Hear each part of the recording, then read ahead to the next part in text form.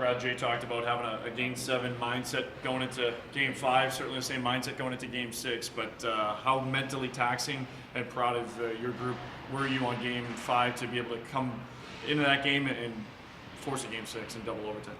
Yeah, I think it was a huge character test. We've kind of been saying it here the whole run that we've been preparing for this all season. Been in situations, games like that where necessarily weren't a must-win, but it felt like it at the time, and we just try to learn from those situations in the past and apply them to Game 5 and whatever it took. And we had some big performances from some big key players, and we're here tonight, so we're excited. Round 1, you go up against Agazino's line basically every shift. Round 2, you go up against Carrick's line basically every shift.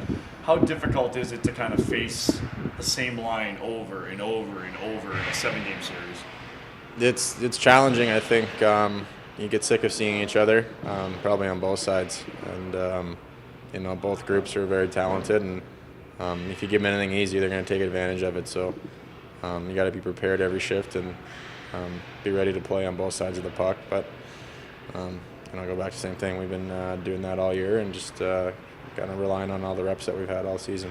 Jay kind of talked about being comfortable, being uncomfortable, and comfortable in situations that maybe are high stress during the course of a game. How have you guys handled that throughout the course of this series against San Diego and managing that roller coaster of emotions? Maybe we've done it well, and then other times maybe we've managed a little. We could have managed a little better than we have, but that's part of the process. That's part of learning and growing as a group.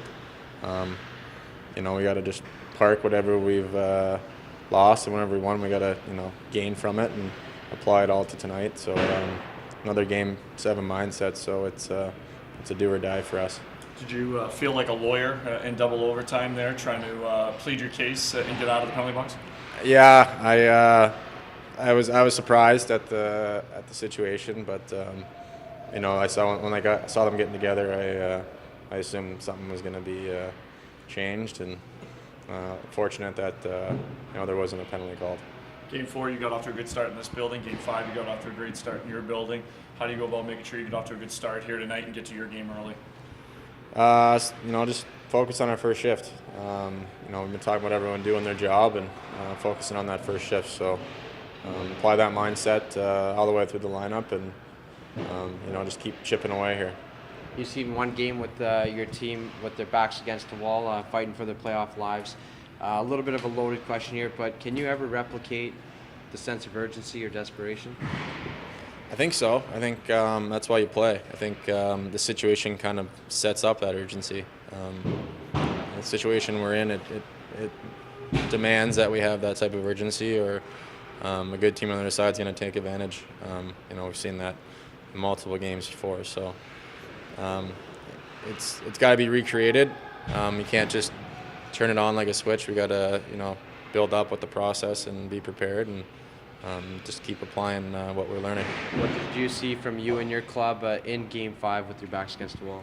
Resilient. Like I said earlier, we had some big performances from some very key players. I think you're only as good as what you did for us yesterday, kind of thing. And some guys really took some heat on the back and applied it to a clutch game. So it's it's a team effort every night, but we got to just keep sticking together and bend not break kind of mentality. When you see a guy like Josh Curry, who hasn't scored in the postseason yet, kind of pick up a really pivotal goal, he's been in Bakersfield for 4 years now. What does that kind of mean to the club? Oh yeah, boys were pumped for him.